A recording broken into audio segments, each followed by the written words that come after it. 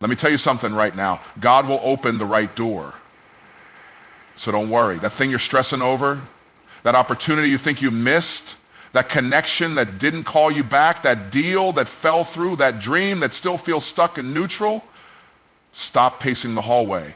If the door didn't open, it wasn't yours. Not yet. See, we confuse delay with denial, but God doesn't waste time. He uses it. When it looks like nothing's happening, everything is happening behind the scenes. He's not just preparing the door, he's preparing you, because if you step into something you're not ready for, that blessing will feel like a burden. You think God's ignoring you? Nah, he's protecting you. Some doors are shut because what's behind them could destroy what he's developing in you. You wanted the promotion, but he saw the pressure. You wanted the relationship, but he saw the heartbreak. You wanted the stage, but he knew the weight of the spotlight would crush an unprepared character. So stop crying over closed doors. They are divine barricades, customized protection, heavenly no trespassing signs, keeping you out of rooms that aren't built for your destiny. And I get it, it's hard to wait, but hear me, real faith doesn't flinch when the door is locked. Real faith says, I don't need to know when, I just need to know who, and I know the one who holds the key. He opens what no man can shut and shuts what no man can open. And when he opens it, it stays open. But don't miss this. Obedience is your access code. Some of you are asking for open doors, but living like spiritual squatters. You're out of alignment and wondering why favor's not flowing. Obedience puts you in the position for overflow. You don't have to chase opportunity. Just walk in integrity and opportunity will chase you. And let's talk about timing. God's not interested in your calendar. You want it fast, but he wants it right. We pray for microwave miracles, but God's running a slow-cooked strategy. He's lining up people, positioning favor, preparing resources you haven't even imagined yet. His timing is not convenient, it's perfect. It's not late, it's strategic. So what do you do in the meantime? You worship, you praise, you stop worrying, stop whining, and start walking like it's already done, because worrying is wasted worship. You can't trust God and doubt him at the same time. You can't say he's your provider and panic when the bank account dips. You can't claim he's your waymaker and freak out when the road gets bumpy. Worry is fear rehearsed. Worship is faith released. So today I came to tell you this: breathe, relax. The right door is not just coming, it's being crafted with your name on it. Stay faithful, stay focused, stay ready. And when that door swings open, don't hesitate. Walk through it like you were made for it, because you were. And remember, God will open the right door, so don't worry. Delay is not denial. It's divine preparation. But most people miss that because we've been trained to believe that if something doesn't happen instantly, it's not meant to be. We live in a culture of instant gratification, microwave breakthroughs, and overnight success stories. But God doesn't operate on that clock. He's not in a rush. He's in control. When things don't happen on your schedule, it doesn't mean God said no. Sometimes it just means he's working on the version of you that can handle the weight of what you prayed for. There's a difference between wanting something and being ready for it. You might want the stage, but can your character handle the spotlight? You might want the business, but are your systems in place? You might want the marriage, but have you healed from the last heartbreak? God will not give you something that will sabotage your soul. So the delay isn't punishment, it's protection, it's development. It's heaven doing construction on your foundation so the blessing won't break you when it shows up. Think about it. A seed doesn't grow the moment you plant it.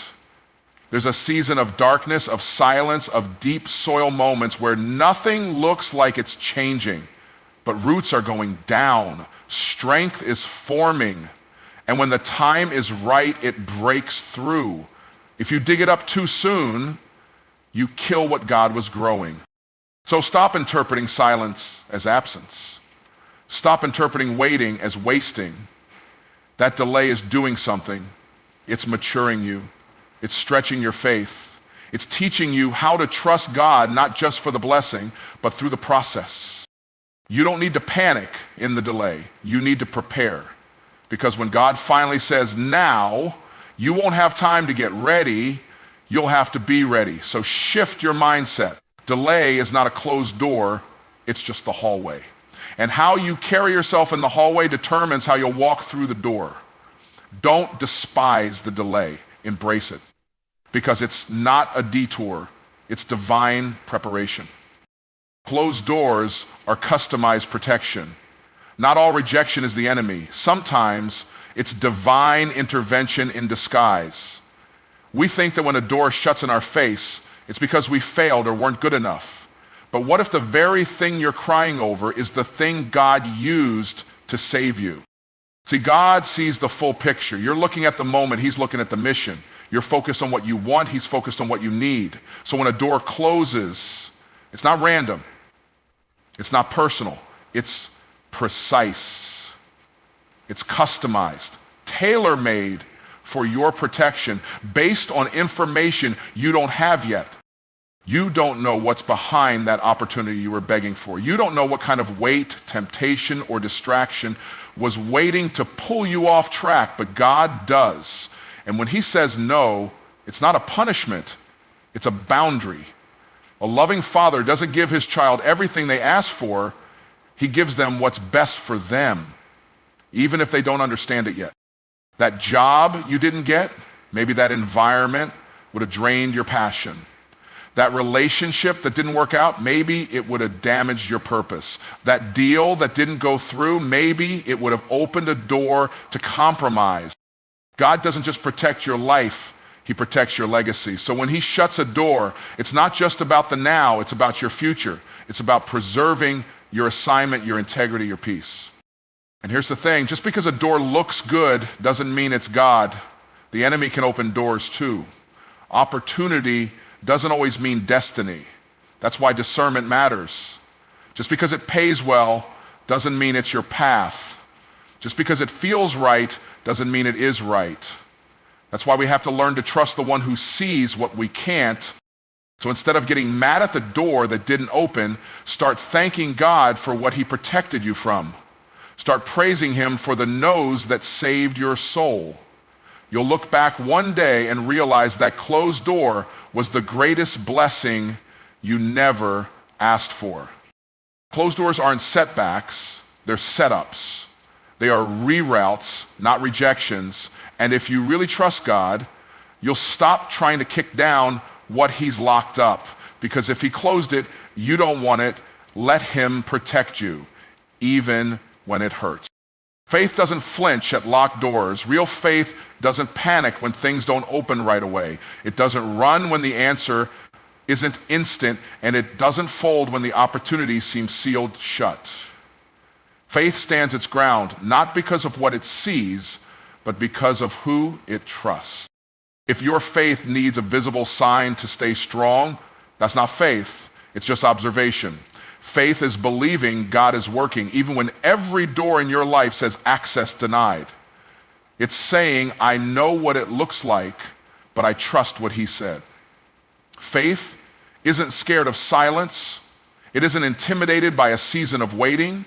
And it doesn't break down just because the path isn't clear. A locked door doesn't mean God forgot you. Sometimes it's there to strengthen your spiritual stamina.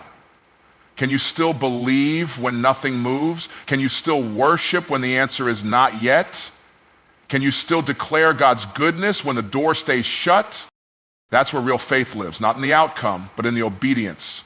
Not in the breakthrough, but in the belief. Faith is when you're staring at a locked door and instead of doubting, you say, God's got the key and he opens things in the right season. And get this, just because a door is locked to you doesn't mean it's locked to God. He doesn't need permission to move. He doesn't need help to make a way. The door might be locked from your side, but the owner of the house holds the master key. He can open it whenever he wants. He can bring favor from places you never expected. He can shift situations that look stuck for years in a moment. So don't let the lock discourage you. Let it drive you deeper into trust. Locked doors are not a sign to give up. They're a call to go up in your faith. Speak life even when the hallway feels endless. Stay expectant. Keep your posture of praise, because when God opens that door, it won't be a crack. It'll be a swing-wide, undeniable move of heaven. Faith doesn't flinch. It leans in. It stays ready. It prepares like the door could open at any moment. Because with God, it can. Obedience unlocks access. Everybody wants favor, but not everybody wants to follow instructions. We love the promise, but we skip over the process. Make no mistake, God doesn't release what you're not ready to steward, and readiness is revealed through obedience. There are doors you've been praying for that won't open just because you ask. They open when you align. You can't live out of order and expect overflow. You can't ignore what God already told you and then ask him for what's next. God doesn't bless rebellion. He blesses obedience. Obedience isn't just about behavior. It's about posture. It's about saying, God, I trust your way even when it doesn't make sense. I'll go where you lead even if it's uncomfortable. I'll do what you ask even if it costs me something, because here's the truth. Your next level is on the other side of your last instruction. You're not waiting on God. He might be waiting on you. Some of us are standing at doors asking for favor, but God's saying, I gave you a key. You just haven't used it. That key is obedience. It's waking up early to pray when your flesh wants to sleep. It's walking away from relationships he told you to let go of. It's saying no to what feels good so you can say yes to what is good. It's managing your resources well, forgiving when it hurts, serving when nobody's watching. When you obey, you position yourself for access. And that access isn't just about what you get, it's about who you become. Obedience develops character. It shapes your spirit. It prepares you for the weight of what you're walking into. Because favor without formation is dangerous. God won't open a door that your character isn't ready to walk through. And let's be clear, obedience is not always glamorous. Sometimes it's quiet. Sometimes it's lonely. Sometimes it's sacrificial, but it's always worth it. Every time you obey, heaven takes notice. Every time you honor God in the little things, he trusts you with bigger things. You don't have to manipulate your way into rooms. You don't have to network your way into purpose. You don't have to force anything. Just stay faithful, stay aligned, stay obedient, and when the time is right, the door will open. And it won't be one you had to beg for. It'll be one you were built for. Because obedience doesn't just move the hand of God. It opens the doors only he can unlock. God's timing is strategic, not convenient. That's a hard truth to swallow when you're ready now, when the vision is burning in your chest, when you've been faithful, obedient, consistent, and it still hasn't happened. But let me remind you, just because you're ready emotionally doesn't mean you're ready spiritually. And just because you want it now doesn't mean it's the right time. God doesn't operate on your deadlines. He's not checking your calendar or adjusting to your 5-year plan. He's not in a rush to prove himself. He's in the business of perfection. His timing is layered with strategy, not urgency. Every delay, every detour, every not yet is orchestrated to align with something bigger than you can see. You want it fast, he wants it right. You want it soon, he wants it strong. Because convenience might make you feel good, but strategy makes you built for what's coming.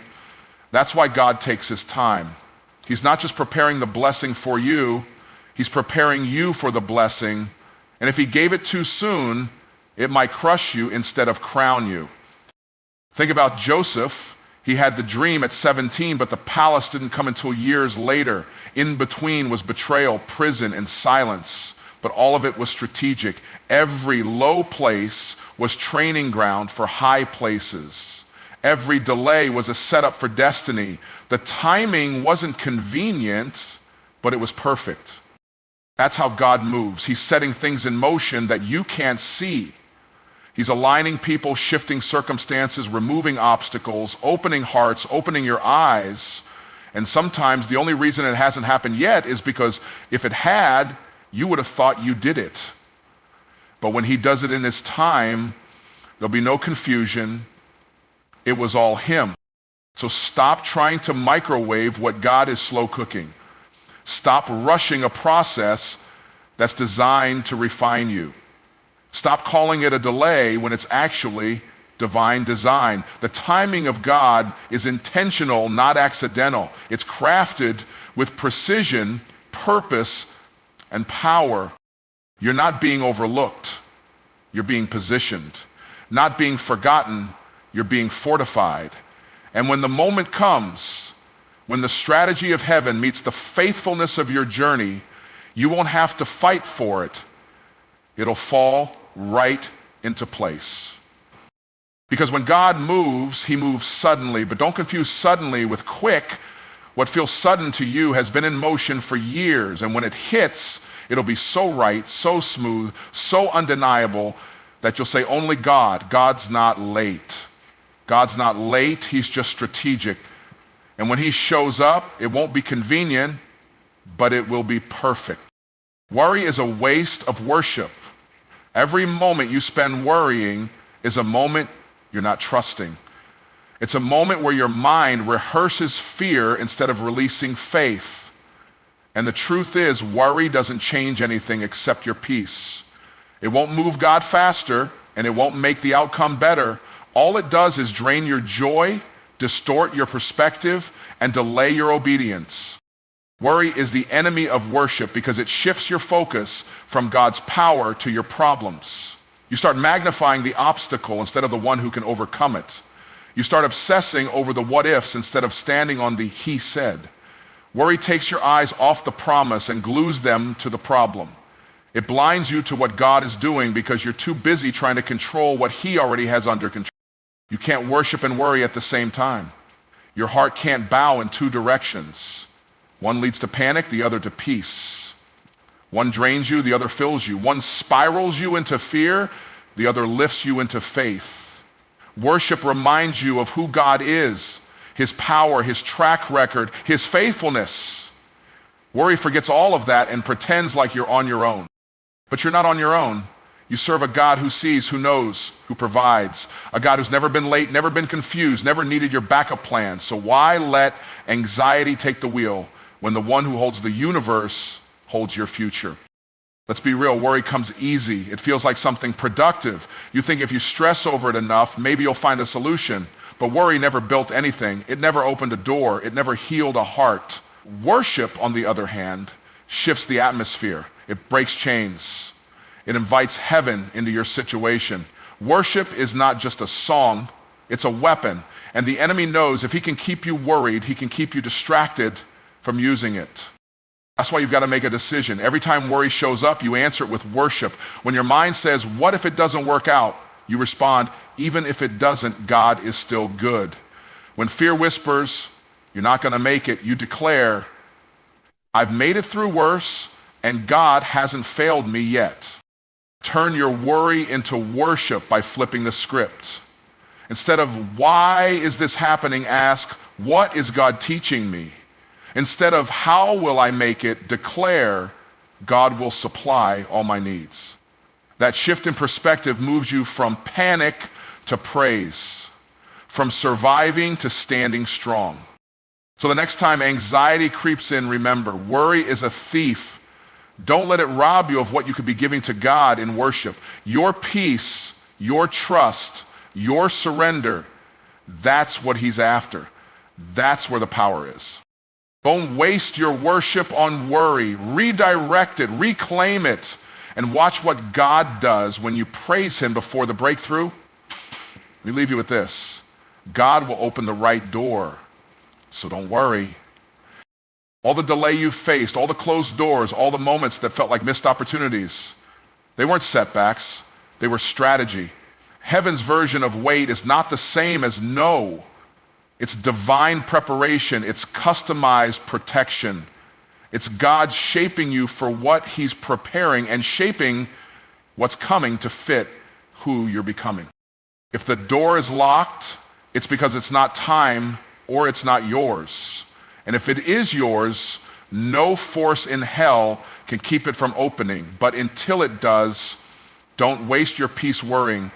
Don't let fear rob you of the faith you've built. Stay obedient, stay faithful, stay in alignment, worship while you wait, trust while it's quiet, obey when it's hard. Because when God's timing meets your preparation, doors don't just open, they swing wide. And when they do, you'll walk through with clarity, confidence, and confirmation that it was all part of his plan. So breathe deep, stand tall, and stop stressing about what's next. God's already there, and when he opens the right door, you'll realize why every delay, every detour, and every disappointment had a purpose. Don't worry, just walk by faith. The door will open.